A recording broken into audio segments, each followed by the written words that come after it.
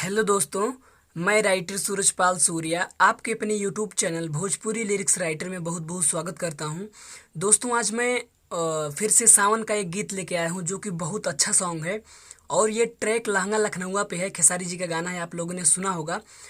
आइए तो हम गाने की तरफ चलते हैं, लेकिन इससे पहले जो भी भाई हमारे चैनल पे नए हैं वो फटाफट हमारे चैनल को सब्सक्राइब कर दें और बेल आइकन अर्थात घंटी को जरूर दबाएं, जिससे उनको ऐसे ही हिट हिट मैटर सबसे पहले प्राप्त हो सके और वो स्टूडियो में जाके सबसे पहले गाना रिकॉर्ड करवा सकें। तो आइए दोस्तों, आज हम डायरेक्टली डमी सुनाएंगे, नहीं तो वीडियो काफ़ी लंबा हो जाता है। तो आइए हम चलते हैं वीडियो की तरफ, डमी सुनाते हैं। मुखड़ा है।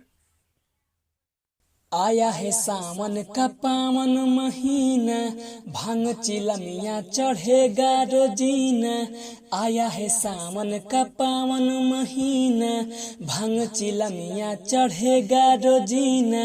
मिट जाई दुख सभी कट जाई बहला है, अरे बोल बम बोलत चला, बाबा के धुन में डोलत चला। हरे बोल बम बोलत चला, बाबा के धुन में डोलत चला।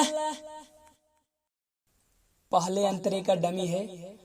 बाबे या नाड़ी बाबा सब कर खिलाड़ी, बाबा के साथ रही के कहा बिगाड़ी। हवे उदानी हो महान ज्ञानी हो, हम त पूजा तानी दोनों परानी हो। बाबे या नाड़ी बाबा सब कर खिलाड़ी, बाबा के साथ रही के कहा बिगाड़ी। दुखियन गरीबन के करे उता भला है, अरे बोलो बम बोलत चला, बाबा के धुन में डोलत चला। एहो बोल बम बोलत चला, बाबा के धुन में डोलत चला। दूसरे अंतरे का डमी है। हवे सूरज भोले बाबा के दीवाना, नाचे बजा के धनंजय के गाना। बहुते महान बाड़े भगतन के सहन बाड़े, करेले रक्षा जैसे देश के जवान बाड़े।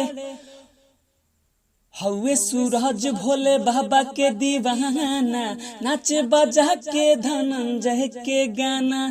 भंगिया धतूरा गांजा सभे माला, अरे बोल बम बोलत चला, बाबा के धुन में डोलत चला। एहो बोल बम बोलत चला, बाबा के धुन में डोलत चला। कंप्लीट।